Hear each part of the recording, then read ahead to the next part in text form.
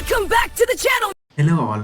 ఈ వీడియోలో మనం మన ప్రాజెక్ట్లో స్మూత్గా ముందుకు పోవడానికి మనకు అవసరమయ్యే బేసిక్ టైప్ స్క్రిప్ట్ని సింపుల్ వేలో నేర్చుకుందాం.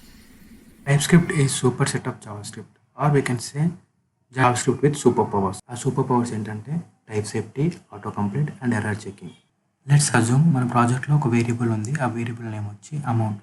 అమౌంట్ అనేది ఒక నెంబర్ టైప్ ఆఫ్ డేటాని తీసుకుంటుంది. ఫ్యూచర్లో మన ప్రాజెక్ట్లో అమౌంట్ అనే దానికి మనం ఒక స్ట్రింగ్ డేటాని అసైన్ చేస్తే అప్పుడు అది డేటా అయితే తీసుకుంటుంది, బట్ బిజినెస్ లాజిక్ని బ్రేక్ చేస్తుంది. సో ఇలాంటి మిస్టేక్స్ మన బిజినెస్ లాజిక్ని బ్రేక్ చేయకుండా ఉండడానికి మనం టైప్ స్క్రిప్ట్ని యూజ్ చేస్తాం.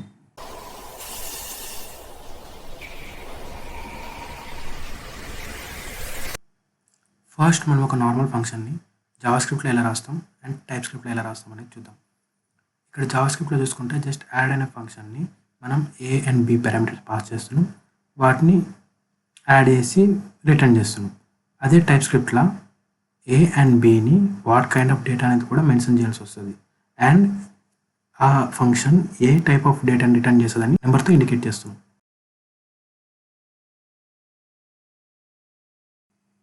Let's start with basic types. ఇక్కడ మనం నేమ్ వేరియబుల్కి కాలన్ ఇచ్చి స్ట్రింగ్ డేటా టైప్ని యాక్సెప్ట్ చేయమని చెప్తున్నాం. So this name variable has to only accept string data type.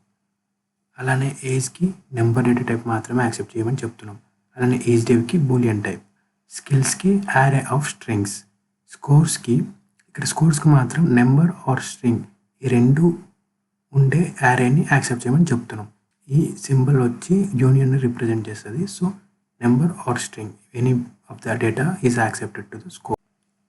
Person variable మాత్రం ఆబ్జెక్ట్ టైప్ ఆఫ్ డేటాని మాత్రమే తీసుకుంటుంది. ఆ ఆబ్జెక్ట్ టైప్ ఆఫ్ డేటాలో నేమ్ వేరియబుల్ స్ట్రింగ్ ఉంటుంది అండ్ ఏజ్ వేరియబుల్ నెంబర్ ఉంటుంది. టైప్ స్క్రిప్ట్ని ఫంక్షన్స్లో ఎట్లా యూజ్ చేస్తామో చూపిస్తాం. గ్రీట్ ఫంక్షన్ వచ్చేస్తే గ్రీట్ ఫంక్షన్ అనేది నేమ్ అనే పారామీటర్ని తీసుకుంటుంది. నేమ్ అనే పారామీటర్ స్ట్రింగ్ టైప్ ఉండాలని మనం చెప్తున్నాం. అండ్ రిటర్న్ వాల్యూ కూడా ఈ గ్రీట్ ఫంక్షన్ది స్ట్రింగ్ టైపే ఉండాలి. నెక్స్ట్ యాడ్ ఫంక్షన్కి వచ్చేస్తే ఈ యాడ్ ఫంక్షన్ యొక్క రెండు పారామీటర్స్ కూడా నెంబర్ టైపే ఉండాలి అండ్ రిటర్న్ వాల్యూ కూడా నెంబరే ఉండాలి. అండ్ కన్సోల్ లాగ్ వచ్చేస్తే కన్సోల్ లాగ్ అనేది మెసేజ్ అనే పారామీటర్ని తీసుకుంటుంది. అండ్ ఇక్కడ చూస్తే మీకు క్వశ్చన్ మార్క్ ఉంది. ఈ క్వశ్చన్ మార్క్ అనేది ఆప్షనల్. ఇన్ కేస్ మనం ఈ లాగ్ ఫంక్షన్లోకి ఏ పారామీటర్ని కూడా పాస్ చేయకపోతే అప్పుడు కూడా ఇది ఎర్రర్ అయ్యేది, నో మెసేజ్ని డిస్ప్లే చేస్తుంది. ఎందుకంటే మనం ఇప్పుడు క్వశ్చన్ మార్క్ యూజ్ చేస్తున్నాం కాబట్టి. This is optional. మన నెక్స్ట్ టాపిక్ వచ్చి type aliases. Type aliases nothing but ఒక సబ్స్టిట్యూట్ టైప్ అనుకోండి. ఫర్ సపోజ్ మనకి ఇక్కడ ఒక వేరియబుల్ యూజర్ ఐడి ఉంది. యూజర్ ఐడికి మనం ఈ వేరియబుల్ అనేది యూజర్ ఐడి టైప్ ఆఫ్ డేటాను మాత్రమే యాక్సెప్ట్ చేయాలంటున్నాం. User ID type of data ఏంటి? ఇక్కడ మనం ఎక్స్ప్లిసిట్లీ టైప్ అని మెన్షన్ చేసి కీబోర్డ్ని యూజర్ ఐడి అని పెట్టి దానికి స్ట్రింగ్ అసైన్ చేస్తున్నాం. అంటే ఈ యూజర్ ఐడి అనేది కూడా ఒక టైపు, లైక్ స్ట్రింగ్, నెంబర్, ఈ టైప్లా యూజర్ ఐడి కూడా ఒక టైపు. ఆ టైపు ఏ టైపు? మనం స్ట్రింగ్ అని అసైన్ చేస్తున్నాం కాబట్టి యూజర్ ఐడి స్ట్రింగ్ టైప్ వస్తుంది. ఈ యూజర్ ఐడి టైప్నే ఈ యూజర్ ఐడి స్మాల్ డి ఉండదు చూడండి, ఈ యూజర్ ఐడి యూజ్ చేసుకోవాలి అని చెప్తున్నాం. ఏంటది? స్ట్రింగ్. సో స్ట్రింగ్ని యాక్సెప్ట్ చేస్తుంది. Same functionality, string functionality, but alias లెక్క యూజ్ అవుతుంది ఇక్కడ. Same for number also. ఇక్కడ ఏజ్ అనేది అసైన్ చేస్తున్నాం దీనికి, అంటే ఏజ్ ఈ టైప్ ఆఫ్ డేటాని మాత్రమే ఈ ఏజ్ అనేది తీసుకోవాలి. సో ఇది ఏజ్ ఏంటి? టైప్ అని పెట్టి మనం నెంబర్ ఇస్తున్నాం. సో నెంబర్ డేటాని మాత్రమే ఇది తీసుకుంటుంది. ఇప్పుడు ఆబ్జెక్ట్ టైప్కి వచ్చేస్తే ఇక్కడ కాన్స్ట్ యూజర్ 1 అనేది ఒక ఆబ్జెక్ట్. ఆ ఆబ్జెక్ట్ వచ్చి యూజర్ టైప్ ఆఫ్ డేటాని తీసుకోవాలని చెప్తున్నాం. What is user type of data? Type user is equal to ఒక ఆబ్జెక్ట్ ఉండాలి. ఆబ్జెక్ట్లో నేమ్ అనేది స్ట్రింగ్ అయి ఉండాలి, ఏజ్ అనేది నెంబర్ ఉండాలి. అండ్ మూడోది వచ్చి ఈజ్ అడ్మిన్ అని ఉండాలి అండ్ ఇది బూలియన్ అయి ఉండాలి. దీనికి ఏదైతే యూజర్ 1కి మనం ఇచ్చే డేటాలో 3 ఫీల్డ్స్ కూడా ఉండాలి. బట్ ఇక్కడ మనం క్వశ్చన్ మార్క్ యూజ్ చేస్తున్నాం. అంటే ఈ క్వశ్చన్ మార్క్ ఏం సూచిస్తారంటే ఆప్షనల్. అంటే వేరియబుల్కి వాల్యూలా ఈజ్ అడ్మిన్ లేకపోయినా సరే ఇది యాక్సెప్ట్ చేస్తుంది, ఎర్రర్ త్రూ చేయదు. నెక్స్ట్ వచ్చి ఇంటర్ఫేసెస్. ఇంటర్ఫేసెస్ మనకి ఎప్పుడు యూజ్ అవుతాయి, మనం ఎప్పుడు యూజ్ చేస్తామంటే ఫర్ సపోజ్ మనం ఇక్కడ ఒక ఎగ్జాంపుల్ తీసుకుందాం. ఈ యూజర్ ఐడి అనే వేరియబుల్కి మనం user ID are string kind of data accept చేయాలని చెప్తున్నాం కదా. ఇవి జస్ట్ నార్మల్ వేరియబుల్స్. అదే ఆబ్జెక్ట్స్కి అయితే మనం ఇంటర్ఫేసెస్ యూజ్ చేయాలి. అంటే ఏం లేదు. ఇది యూజర్2 అనేది ఒక ఆబ్జెక్ట్‌ని తీసుకోవాలి. అలాంటప్పుడు మనము నార్మల్ స్ట్రింగో or normal number kind of ఇవ్వకుండా ఇంటర్ఫేస్ యూజ్ చేస్తాం. ఒకటి ఇంటర్ఫేస్ ఏం లేదు. User two same process but interface అని పెడతాం. అంటే యూజర్ ఈ యూజర్2 అనేది యూజర్ కైండ్ ఆఫ్ డేటాని యాక్సెప్ట్ చేయాలి.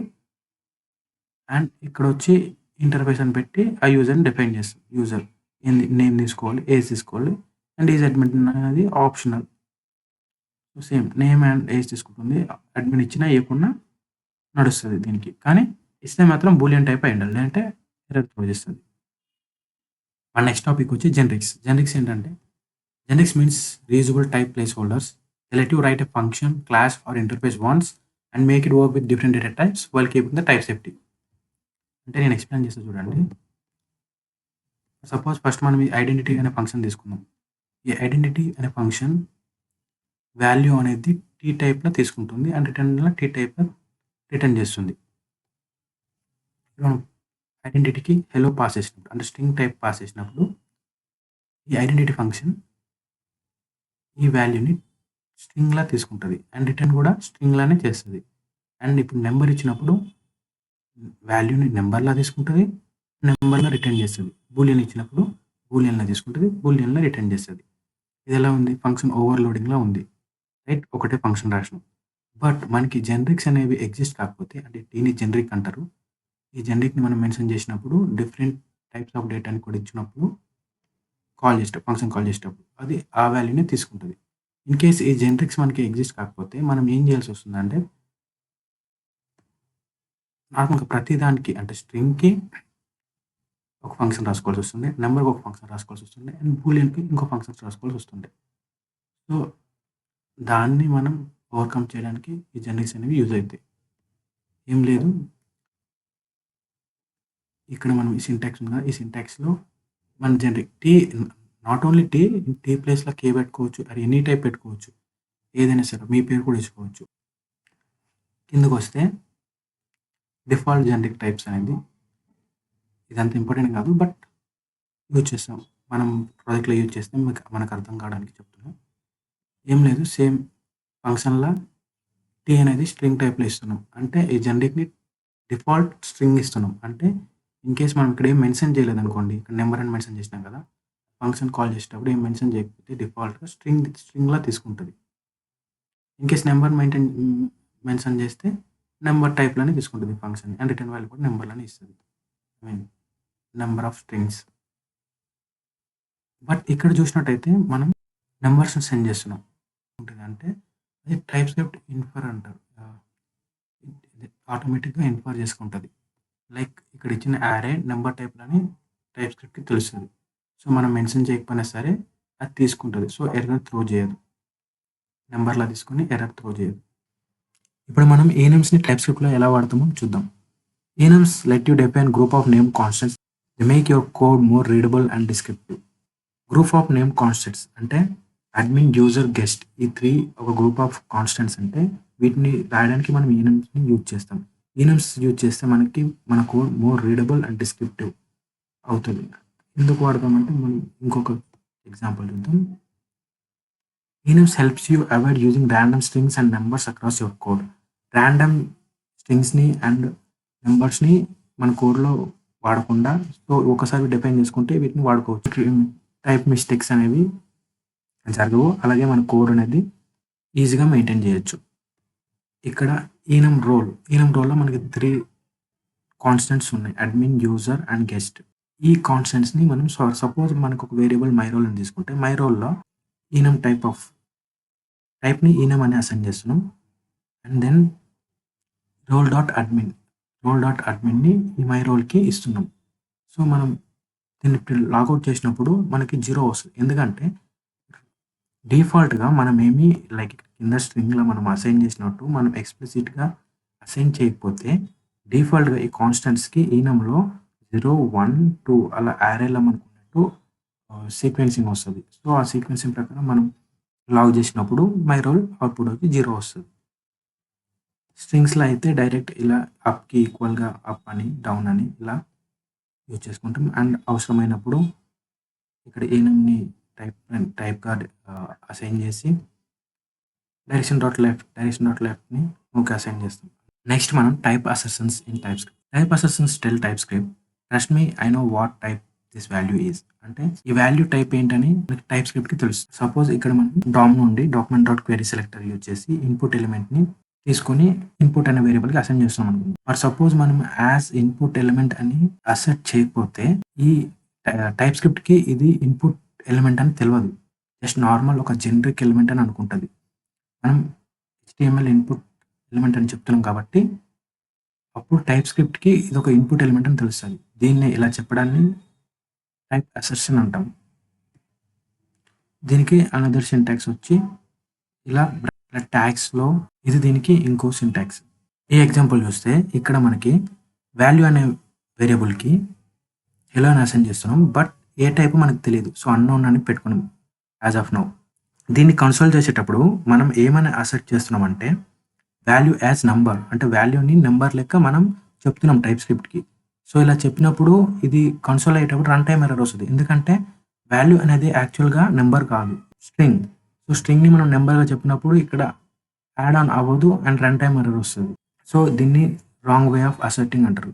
మనం ఒకవేళ అసెషన్స్ సరిగ్గా చేయకపోతే రన్ టైం ఎర్రర్స్ వస్తాయి. చెప్పాలంటే type assertions give you control but always use them when you're certain about the actual type. So type assertion main motive ఏంటంటే సమ్ టైమ్స్ కాంప్లెక్స్ సిచ్యువేషన్స్ లా టైప్ స్క్రిప్ట్ అనేది ఓన్ గా infer చేసుకోలేదు. సో మనం explicit గా మెన్షన్ చేస్తాం ఏ టైప్ అనేది. ఫైనల్ గా మనం యూటిలిటీ టైప్స్ డిస్కస్ చేసుకుని వీడియో ర్యాప్ చేసుకుందాం. Utility types are pre-made helpers that make it super easy to modify existing types without rewriting them. అంటే వాటిని మళ్ళీ మనం రాయకుండానే మోడిఫై చేసుకోవడానికి సూపర్ ఈజీ ఉండేటట్టు షార్ట్ కట్స్. ఏంటి అది? ఫర్ సపోజ్ మనకు ఒక ఆబ్జెక్ట్ ఉంది, టైప్ ఉంది, యూజర్ టైప్ అనుకుందాం. దాంట్లో name string, age number and email అనేది ఆప్షనల్గా స్ట్రింగ్ అని ఉంది. దీన్ని మనం పార్షల్ అనే కీవర్డ్ యూజ్ చేసి for suppose type partial user అనే ఒక వేరియబుల్ తీసుకొని పార్సల్ కీవర్డ్ యూజ్ చేసి ఈ యూజర్ని ఇక్కడ పాస్ చేస్తే ఈ యూజర్లో ఉండే ఎవ్రీ వాల్యూ కూడా ఆప్షనల్ అయిపోతుంది. లైక్ ఇక్కడ చూస్తే నేమ్ అనేది ఆప్షనల్, ఏజ్ అనేది ఆప్షనల్, ఈమెయిల్ అనేది ఆప్షనల్, దీనికి ఈక్వలెంట్ అవుతుంది. నెక్స్ట్ మనం రీడ్ ఓన్లీ చూసుకుంటే ఇట్ ప్రివెంట్స్ మోడిఫికేషన్స్, అంటే ఎలాంటి చేంజెస్ని ఆబ్జెక్ట్లో చేయనివ్వద్దు. సపోజ్ ఆల్రెడీ మనకు అక్కడ నేమ్, ఏజ్ అండ్ ఈమెయిల్ ఉన్నాయి. సపోజ్ మనం ఈ ఆబ్జెక్ట్కి నేమ్ని చేంజ్ చేయాలనుకుంటే ఎర్రర్ త్రో చేస్తుంది. Pick extracts only specific fields, అంటే మనం మెన్షన్ చేసే ఫీల్డ్స్ మాత్రమే ఎక్స్ట్రాక్ట్ చేస్తుంది. ఫర్ సపోజ్ మనకి పిక్ యూజర్ ఇక్కడ చూసినట్టయితే పిక్ యూజర్లో పిక్ అని కీవర్డ్ యూజ్ చేసి యూజర్ మనం పాస్ చేస్తే ఏ ఫీల్డ్స్ అయితే మనకు కావాలో వాటిని name, this is union, email, అంటే ఈ రెండు ఫీల్డ్స్ మాత్రమే మనకు కావాలనుకుంటే యూజర్లా ఈ పిక్ యూజర్లకి ఆ రెండు ఫీల్డ్స్ మాత్రమే పోతాయి. ఫర్ సపోజ్ ఇక్కడ చూసుకుంటే పిక్ ఇది equal to this one, pick user అనేది నేమ్ అండ్ ఈమెయిల్, ఈ రెండు మాత్రమే ఉంటాయి. నెక్స్ట్ ఒమిట్ అనేది పిక్కి ఆపోజిట్, ఎక్స్క్లూడ్ స్పెసిఫిక్ ఫీల్డ్స్, ఏదైతే ఫీల్డ్ మెన్షన్ చేస్తామో దాన్ని ఎక్స్క్లూడ్ చేసి మిగతా రెండింటిని తీసుకుంటుంది. నెక్స్ట్ వచ్చి record create object types dynamically. Suppose మనకి రోల్లో అడ్మిన్, యూజర్, గెస్ట్ అని ఉన్నాయి కదా, ఈ త్రీలో ఏదో ఒకటి ఈ రోల్కి అసైన్ అవుతుంది అనుకుంటే మనం ఎవ్రీథింగ్ అంటే అడ్మిన్కి, యూజర్కి, గెస్ట్కి అన్నిటికీ స్ట్రింగ్ యారే టైప్గా కన్వర్ట్ చేయాలనుకుంటే మనకి ఈ రికార్డ్ అనేది యూజ్ అవుతుంది. ఫర్ సపోజ్ ఇప్పుడు రోల్ పర్మిషన్స్ అని ఇచ్చి రికార్డ్ కీవర్డ్ యూజ్ చేసి ఏదైతే ఇస్తున్నామో ఈ రోల్కి స్ట్రింగ్ అనే టైప్ని మెన్షన్ చేస్తున్నాం. So every constant in role admin, user, guest ఇవి కూడా స్ట్రింగ్ టైప్లో కన్వర్ట్ అయిపోతాయి. సపోజ్ ఇక్కడ చూస్తే అడ్మిన్ అనేది స్ట్రింగ్ టైప్, యూజర్ అనేది స్ట్రింగ్ టైప్, గెస్ట్ అనేది స్ట్రింగ్ టైప్, అంతే. నెక్స్ట్ వచ్చి required make all fields mandatory. ఏం లేదు, ఆప్షనల్ ఉండే ఫీల్డ్స్ కూడా మ్యాండేటరీగా మారిపోతుంది, ఇంతే. కావాలంటే ఇక్కడ మీరు ఒకసారి చూసుకోవచ్చు షార్ట్గా. పార్షల్ అనేది makes all properties optional, random అనేది makes all properties read only, pick అనేది సెలెక్ట్ స్పెసిఫిక్ ప్రాపర్టీస్, ఒమిట్ అనేది రిమూవ్ స్పెసిఫిక్ ప్రాపర్టీస్, రికార్డ్ అనేది create type with dynamic keys. Next required make all properties